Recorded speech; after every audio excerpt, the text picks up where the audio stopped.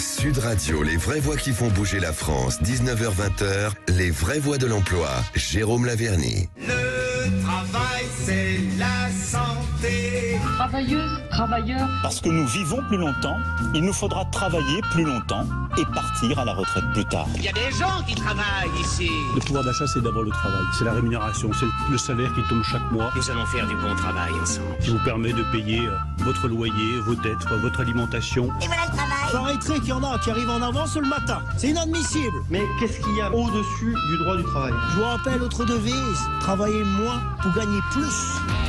Bienvenue à la vraie voix de l'emploi. J'allais dire citoyenne, mais c'est un peu citoyen quand même de trouver de l'emploi. Avec Jérôme Laverny, comme chaque fois, notre expert fantastique qu'on aime, qu'on adore. Ça va, mon Jérôme? Bonsoir, Jérôme.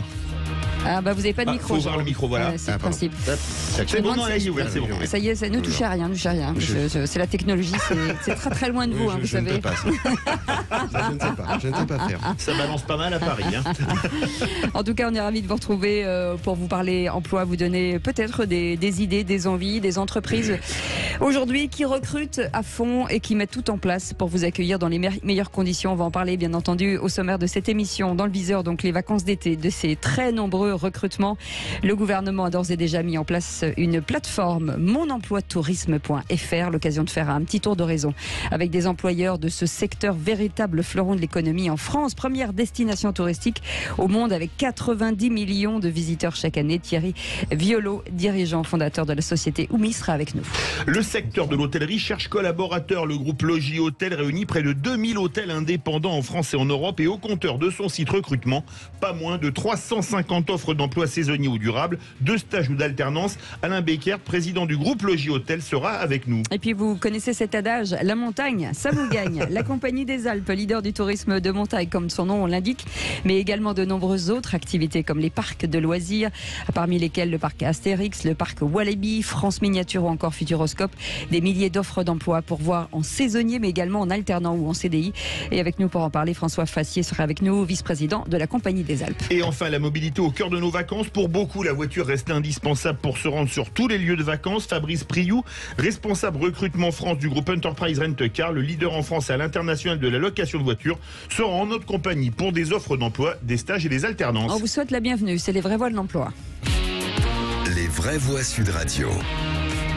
Et Jérôme Laverny, effectivement, se profile les vacances d'été avec son lot d'abord de saisonniers, de stages, d'alternants, et c'est plutôt une bonne nouvelle. Oui, tout à fait. D'ailleurs, un jeune auditeur a appelé le standard tout à l'heure, Rémi André, suggérant, Monsieur Météo.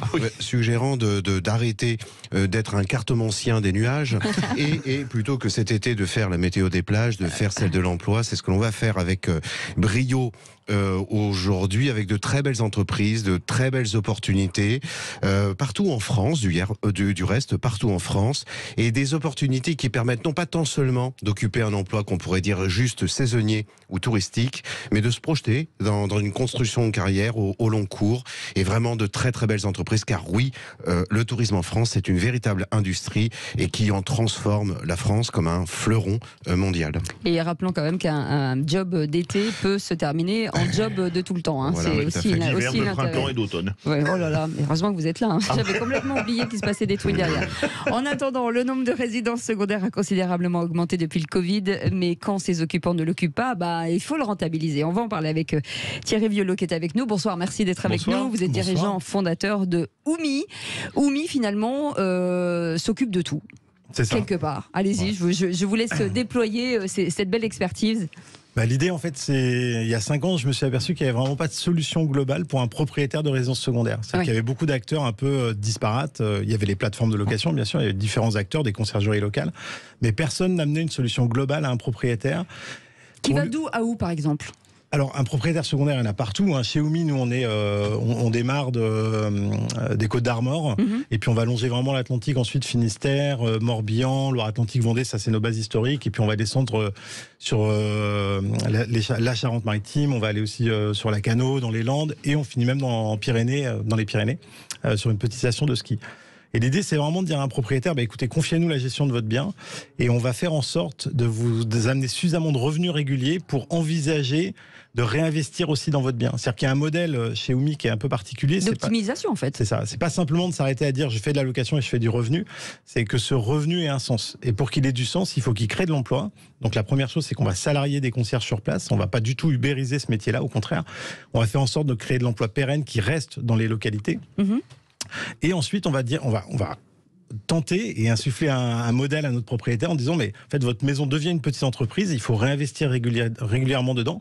Et quand on parle d'hospitalité et de tourisme, ça veut dire améliorer la literie, améliorer le confort des voyageurs, améliorer tout un tas de choses qui vont faire et des services annexes. Et des services annexes. Et le but, notre vision, c'est vraiment de dire à un propriétaire mais profitez pleinement de votre résidence secondaire. Plus on lui améliore son bien, plus il a envie d'y revenir. Et plutôt que d'y venir le week-end pour aller faire du nettoyage de jardin, des allers-retours à la déchetterie, etc., venez en profiter. Nous, on va s'occuper du reste, en fait. En tout cas, ça marche avec Jérôme Laverny, parce que grâce à la déchetterie, il a une très bonne mine. Et de faire son jardin. Donc, non, mais c'est vrai. C'est faux dire. Si je disais quelque part que vous êtes un mélange entre Airbnb et Blablacar, c'est pas un peu ça? On rentabilise sa résidence secondaire comme on rentabilise son voyage en prenant des passagers et on accueille des gens chez soi. Alors, il y a un peu de ça, c'est-à-dire qu'on va piocher un peu dans ces univers-là. Notre modèle est différent. Airbnb est une plateforme, c'est une solution pour nous simplement, comme Blablacar est également une solution. Absolument. Notre métier, c'est plutôt de condenser en fait tous les services en un et de dire à un propriétaire, mais en fait, voilà. Confiez-nous la gestion du bien, on va trouver les voyageurs, on va s'occuper de faire venir les voyageurs. On a notre propre plateforme française de location. Donc vous pouvez louer sur oumi.fr, vous allez payer moins cher que d'aller louer sur des plateformes comme Airbnb, Booking, Abritel. Mais surtout, on va accueillir le voyageur et on va lui amener un vrai confort. Et le plus important, c'est que le propriétaire va se sentir complètement serein dans la délégation de la gestion. Donc c'est pas simplement un entre-deux Airbnb, Blablacar ou service, c'est en même temps un accompagnement sur le long terme. On connaît les familles, on sait ce qui se passe dans les maisons, on connaît les enfants. Enfin, c'est le retour de l'humain en fait. Il y a toute une histoire dans la résidence secondaire. C'est extraordinaire. Le problème des plateformes, c'est qu'on ne sait jamais qui contacter. Vous, au moins, on a un référent. Vous avez tout le temps. Il y a même un métier qu'on a remis au goût du jour qui est l'agent de voyage finalement. Vous vous appelez chez Oumi, vous dites tiens, voilà, je voudrais partir avec mes amis. On est temps, on a un chien, on emmène mamie aussi avec nous. Faut qu'elle ait une chambre au rez-de-chaussée parce qu'elle peut pas monter l'escalier. En fait, on va vous faire une sélection de biens qui correspondent à vos besoins et dont le planning sera ouvert. C'est-à-dire qu'en plus, vous êtes garanti, ça va vous éviter des heures de recherche sur les plateformes. Ah oui. On va vous donner vraiment le bien qui correspond. Donc, on va vous en sélectionner 2 ou 3. Et vous allez pouvoir choisir. Et donc, quels sont les différents métiers? Parce que j'imagine qu'il y a quand même... D'abord, ce sont des métiers de relations clients, ça c'est sûr. Ouais, énormément. On parle toujours du savoir-être, on en parle systématiquement dans cette émission avec Jérôme Laverny, mais c'est bien de le rappeler, que c'est quand même la première valeur intéressante pour les entreprises. La relation avec le client, c'est la base de toutes les entreprises. C'est la clé, hein. Pour confier les clés de votre résidence secondaire à quelqu'un, il faut que vous ayez quand même sacrément confiance, parce que c'est la base. De chez vous, Mais c'est très important, puis il y a une vraie responsabilité de nos équipes quand on leur transmet justement ces clés. Donc on a tous les métiers support, nous à Nantes, où on va faire la partie gestion locative, donc on a la plateforme, on a les services de conseil propriétaire, on a le marketing, on a l'administratif et beaucoup de fiscal aussi, parce qu'il y a une vraie fiscalité sur les résidences secondaires qui est importante. Vous faites du conseil fiscal d'ailleurs. Oui, on accompagne les propriétaires. C'est ça. C'est-à-dire que beaucoup de propriétaires ne savent pas comment déclarer leurs revenus ou ne sont pas bien conseillés pour déclarer leurs revenus. Oh, les déclarez pas. Après un débat sur la fraude fiscale, c'est bien choisi. Je suis pas sûr que ça soit un bon conseil. Les vraies voix citoyennes en direct. Et la particularité, c'est que on est collecteur d'impôts, puisqu'on collecte aussi la taxe de séjour. Donc il y a un vrai aspect fiscal, et je pense que demain, ça va être encore plus important dans les années à venir. Et le métier pour lequel j'ai rencontré Jérôme et avec lequel on a échangé, c'était surtout ce métier nouveau, qui est le métier de concierge, Happy Concierge pour nous. Qui est de dire, je suis un ambassadeur ou ambassadrice Oumi sur un territoire. Donc je forme une équipe, donc je vais rencontrer des propriétaires, je vais prendre la responsabilité de leurs biens, je vais réaliser tout un état de leur maison. Alors chez nous, ça s'appelle le document unique du bien, et ça permet de bien comprendre comment fonctionne le bien, parce que quand le propriétaire est parti, on n'a plus le droit de l'embêter. Donc on doit savoir où couper l'eau, comment changer une bouteille de gaz, etc. C'est un couteau suisse. Ah, c'est vraiment un couteau suisse, ouais. Et puis ensuite, ça c'est pour le premier métier, donc on est en relation avec nos propriétaires, et ensuite on a des concierges qui, eux, vont être en relation avec des voyageurs, donc le savoir-faire de l'accueil, l'hospitalité, c'est le grand mot du tourisme. L'état des lieux. Et bien sûr, on va réaliser, et c'est là où on apporte une garantie à nos propriétaires, c'est-à-dire qu'on va réaliser un état des lieux d'entrée et de sortie. Donc c'est beaucoup mieux qu'une boîte à clés où vous savez pas ce qui s'y passe dans votre maison. On va vraiment faire cet acte-là. Et puis on a d'autres métiers aussi qui vont arriver chez nous, c'est les cleaners, donc toutes les équipes qui vont faire l'entretien du bien, s'assurer qu'il y ait un vrai confort pour le voyageur quand il vient. Et puis comme on se développe, on a créé même des villages partenaires, donc c'est des développeurs de territoire, c'est-à-dire c'est vraiment quelqu'un qui dit moi je veux rester vivre sur mon territoire, ça me plaît, j'aime, donc maintenant je vais développer la conciergerie autour de chez moi et je vais pas forcément courir pour aller chercher du boulot à des kilomètres. En fait, il y a du boulot sur place. Et même dans des petites communes qui ont une attractivité touristique importante. Là, pour ceux qui nous écoutent, qui se disent ce métier a l'air très intéressant, qu'est-ce qu'on demande comme formation? Qu'est-ce que, à part le savoir-être, c'est important de le dire, mais c'est ça, oui, c'est ça. Aimer les gens, enfin.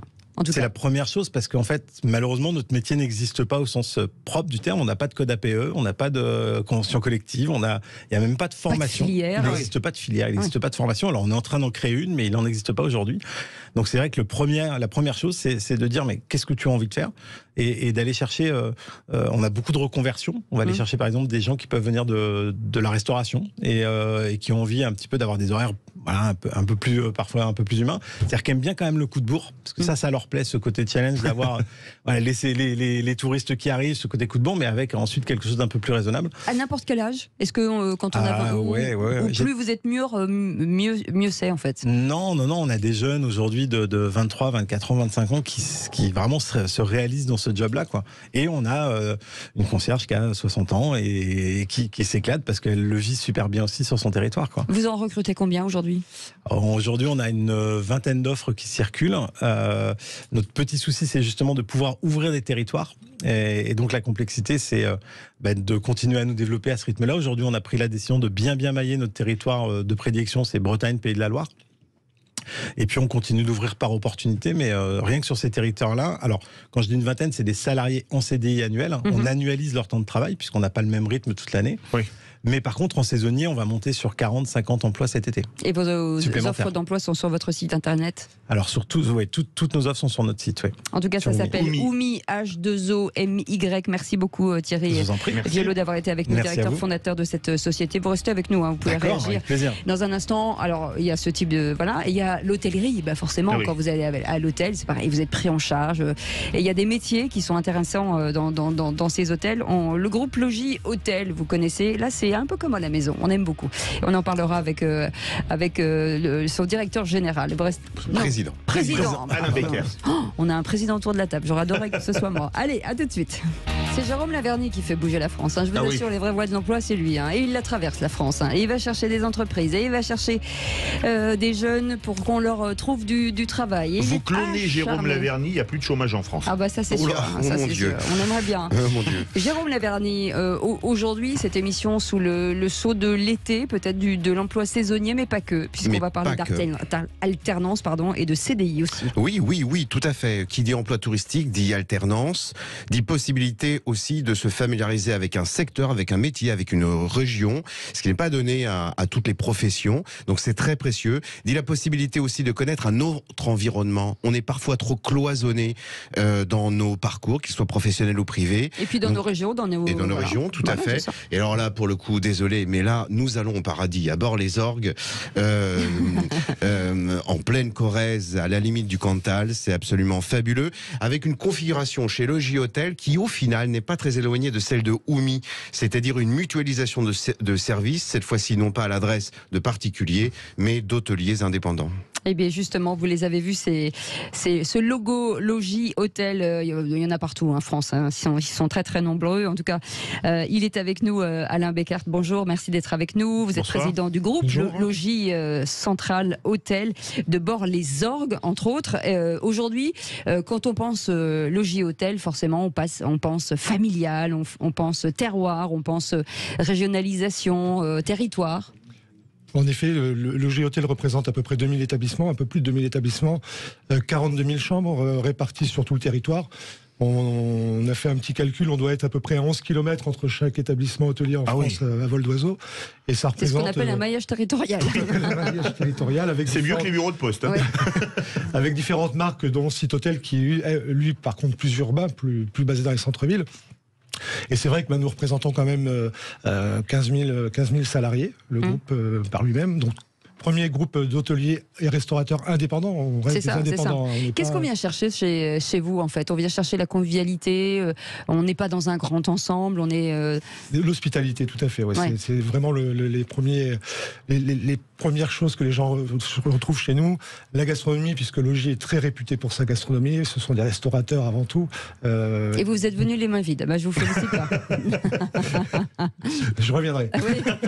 Be back. Et donc chez Logis Hôtel, l'avantage c'est qu'on a mutualisé les services, on a créé une plateforme d'emploi qui s'appelle Job Logis Hôtel et qui regroupe aujourd'hui 355 offres d'emploi, qui sont répartis pour 2 tiers en CDI, pour 1 tiers en CDD, et avec un petit peu toutes les particularités de nos métiers, des chefs cuisiniers, des pâtissiers, des serveurs. C'est très vaste, vous avez des personnels d'accueil bilingues, trilingues, quadrilingues, des cuisiniers, des chefs de rang, c'est très très vaste ce que vous recherchez. Ça va dans tous les métiers, il y a au moins 4-5 sortes de postes différents dans chaque métier, donc c'est vrai que c'est assez varié et assez impressionnant. Et à aujourd'hui, je dirais qu'on rentre dans une saison qui va on ressent assez forte, donc c'est vrai que ça s'affole. En quoi? C'est-à-dire que les hôtels vont être complets, c'est ça? Oui, voilà, les centrales de réservation, notre centrale de réservation est en train d'enregistrer des bonnes performances. C'est bien. Les hôteliers ressentent bien, donc c'est vrai que ça s'affole un petit peu sur le recrutement, et donc ça cherche comme à bord les orques, ça cherche un petit peu de tous les côtés au niveau des salariés. On en parlait tout à l'heure, on parle beaucoup d'emplois saisonniers, et beaucoup se transforment ou pas chez vous, de se dire qu'on vient faire un emploi, et puis finalement on se rend compte que l'immersion dans une filière, c'est en le testant qu'on y adhère ou pas. On a souvent des saisonniers qui reviennent d'une saison sur l'autre, donc c'est que les entreprises leur plaisent, et c'est vrai qu'il y en a quelques-uns qui se traduisent par des emplois définitifs dans l'entreprise. Oui. Qu'est-ce qui est le plus difficile aujourd'hui? La pénurie, elle vient d'où? Et sur quel métier?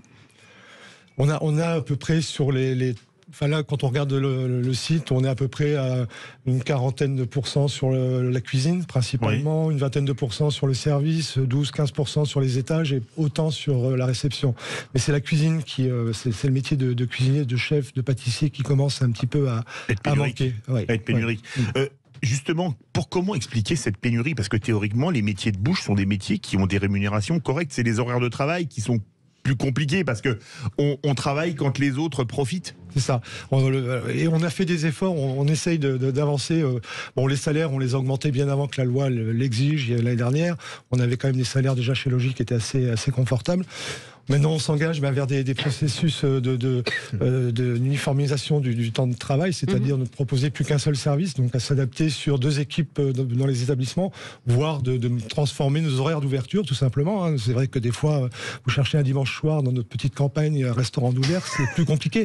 Donc voilà, on essaye de favoriser pour les salariés des horaires continus et non plus de la coupure. C'est ce qui a toujours posé problème, c'était la coupure. Difficile d'attirer justement dans ces métiers. On voit que c'est pénurique un petit peu partout. Est-ce qu'il faut redoubler d'imagination, de se dire comment on peut les accueillir? Est-ce que ça peut être plus facile? Est-ce qu'aujourd'hui on est obligé de réfléchir tout le temps de saison en saison en disant qu'est-ce qu'on peut ajouter de plus? Faut savoir leur proposer des choses qui les attirent. Je crois qu'on peut plus considérer maintenant de faire venir des saisonniers sans les loger. Maintenant c'est devenu indispensable. Moi déjà c'est la première année où je loue des appartements pour y mettre les saisonniers que je vais héberger. Après, il y a d'autres services, que ce soit les saisonniers ou les postes en CDI. Au niveau, par exemple, comme chez Logis, on a créé un comité d'entreprise pour tous les salariés du groupe. Ce qu'on ne pourrait pas faire, nous, en particulier, dans nos petites entreprises. Vous parlez des recrutements. Vous avez un hôtel tous les 11 km. Vous êtes donc dans les très grandes métropoles et vous êtes dans les territoires ruraux. La semaine dernière, les vraies voies de l'emploi, c'était sur l'emploi en zone rurale. On arrive à recruter plus facilement dans les zones rurales ou dans les zones urbaines, ou c'est kiff-kiff? Comment ça se passe? Je crois que c'est à peu près kiff-kiff. C'est vrai que en zone urbaine, l'avantage, c'est le fait qu'ils puissent se loger, se déplacer facilement, venir se faire une saison à Bord-les-Orgues si on n'a pas le permis. permis, c'est un petit peu compliqué. Donc bon, là je vois, j'ai rentré une jeune fille en réception, elle arrivait de Nantes justement, pas de permis, elle pense le passer. Bon bah, je lui ai proposé un vélo pour pouvoir bouger un petit peu et pas rester coincé. Donc il faut arriver à trouver des solutions pour les attirer, pour leur dire ok. Jérôme Lavergne. Le micro ouvert. Solution. Voilà, et autre chose aussi, à l'intersection entre les emplois saisonniers et les emplois pérennes, il y a les emplois en alternance. Ça veut dire quoi? 3 informations très importantes pour nos auditeurs. Il faut savoir que si un jeune auditeur a projeté de rentrer dans un cycle d'alternance au mois de septembre dans le métier de l'hôtellerie ou de la restauration, il peut le faire par anticipation dès le mois de juillet. Ah, c'est intéressant. Et donc commencer son alternance. De même, il peut le faire à l'envers, c'est-à-dire faire un emploi saisonnier comme une antichambre de l'alternance, bien entendu.